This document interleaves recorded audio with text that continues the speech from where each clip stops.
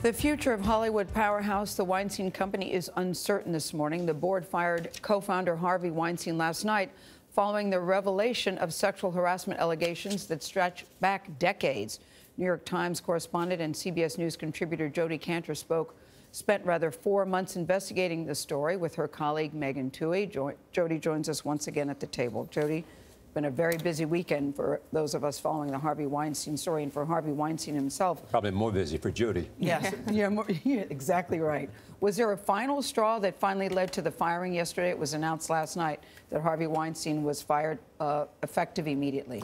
The board says that they're continuing to learn about allegations about what Harvey Weinstein may have done to women. And I think his firing, by the way, does not really end that question. I think the question we all face now is, what was the size and scope of this thing? What really happened in this situation?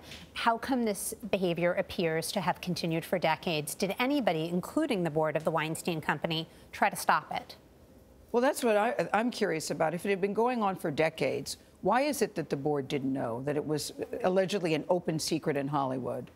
You know, my colleague Megan Twohey has been investigating that question very, very hard. One answer to the question is legal settlements.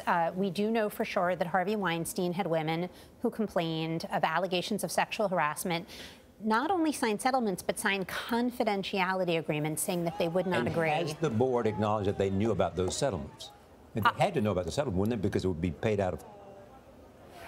I think the question of what exactly the board knew and when they knew it is something we're looking at very, very closely. You're at the center of this. I mean, tell us what it's like to be a reporter, you know, that's written a story, that's an ongoing story. I assume people are calling you. I assume that everybody, you know, once this has its own momentum. Well, I think what we feel is the responsibility of getting this right and understanding what really happened. This was a situation in which there was silence for so long. There was a heavy intimidation factor. Mr. Weinstein was an incredibly powerful figure in Hollywood. And so I think what we're devoted to is really understanding the issues here, just how big this was and how it played out and who may have been hurt in the process. His attorneys told us last week, quote, "We sent the Times the facts and evidence, but they ignored it and rushed to publish. Did Weinstein or his lawyers provide you with facts and evidence to discredit the claims?"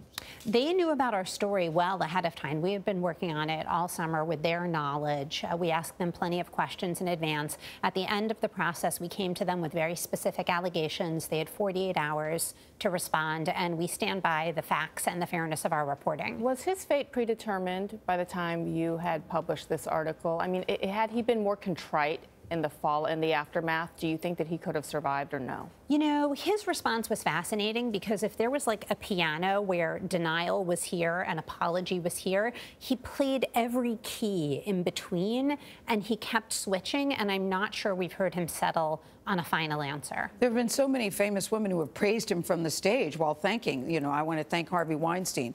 I think a lot of people knew Harvey to be very passionate about his movies and relentless in trying to get awards for his movies and his actresses. That's why I'm so confused to hear, or surprised to hear, this was such an open secret that so many people knew that this was going on. I think the question stands, who protected Harvey Weinstein? Who protected the women? Did the women feel they could speak up? Did they feel that anybody would believe them? Did they fear that this would hurt their careers? Don't forget the Obama's daughter even interned for them as recently as this past summer. So many more questions to be asked. But wonderful reporting, Jodi. Thank you so much. Well, if the Obamas had suspected this, they never would have. Exactly. I can imagine they're asking the same questions. Yes, I would imagine so too.